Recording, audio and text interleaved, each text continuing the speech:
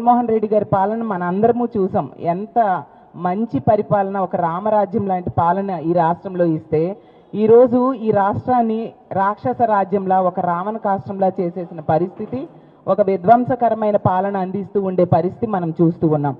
చూస్తే ఈ రాష్ట్రాన్ని అప్పులు కుప్పలుగా చేసేస్తూ ఉన్నారు.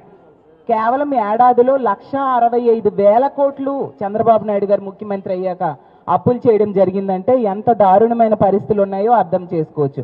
ఎన్నికల టైంలో ఏమన్నారు, సంపద సృష్టించేస్తాను అని చెప్పి ప్రజలను నమ్మించారు. ఏవి సంపద, ఏది అప్పులు చేయడమే సంపద అని మేము అడుగుతూ ఉన్నాము. గతంలో జగన్మోహన్ రెడ్డి గారు 5 ఏళ్ళు కలిపి తీసుకుంటే 3,30,000 కోట్లు మాత్రమే అప్పులు చేయడం జరిగింది. కేవలం ఏడాదిలోనే అందులో సగం అప్పులు చంద్రబాబు నాయుడు గారు చేసేసిన పరిస్థితి మనం చూసాం. అప్పుడు జగన్మోహన్ రెడ్డి గారు 5 ఏళ్ళలో 2,75,000 కోట్ల రూపాయలు డీబీటీ పద్ధతిలో ప్రజల అకౌంట్లో వేయడం జరిగింది. మరి 1,65,000 కోట్లు కేవలం ఏడాదిలో చేసి కూడా ఏమైనా హామీలు నెరవేరుస్తున్నారంటే అది మనందరము చూస్తూ ఉన్నాం. ఎంత ఘోరంగా ఇచ్చిన హామీలన్నీ తొంగలో తొక్కిన పరిస్థితి. ఈరోజు తీసుకుంటే ఇచ్చిన హామీలు అమలు చేయలేదు సరికదా, ప్రజల రక్షణ గాలికి వదిలేశారు. ముఖ్యంగా మహిళల మాన ప్రాణాల రక్షణ గాలికి వదిలేసిన పరిస్థితి మనం చూసాం. ఈరోజు రోజుకి 70-80 కేసులు నమోదవుతున్నాయి, మహిళల మీద అఘాయిత్యాలు జరుగుతూ ఉన్నాయని. అంటే ఒక గంటకి 3-4 సంఘటనలు జరుగుతూ ఉండే దారుణమైన పరిస్థితులు ఈ రాష్ట్రంలో ఉన్నాయి.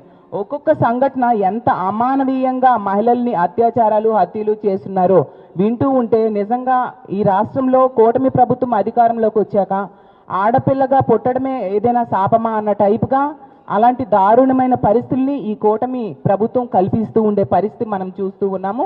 నిజంగా ఇంత దారుణంగా లా అండ్ ఆర్డర్ గాలికి వదిలేసిన పరిస్థితి గతంలో ఎన్నడూ మనం చూడలేదు.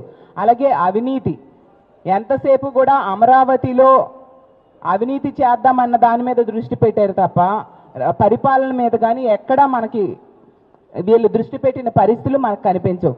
కాబట్టి ఇవన్నీ కూడా ప్రజలకు వివరించాల్సిన అవసరం ఉంది. గతంలో జగన్మోహన్ రెడ్డి గారు 5 ఏళ్ళు కలిపి 99.5% హామీలు నెరవేర్చారు. మొదటి ఏడాదిలో 90% హామీలు, మేనిఫెస్టోలో ఇచ్చిన హామీలు నెరవేర్చడం జరిగింది. ఈ రోజు తీసుకుంటే 12 నెలలు గడిచింది, ఏడాదిలో 90% మాట దేవుడేరు, కనీసం 9% కూడా హామీలు నెరవేర్చని పరిస్థితి ఉంది.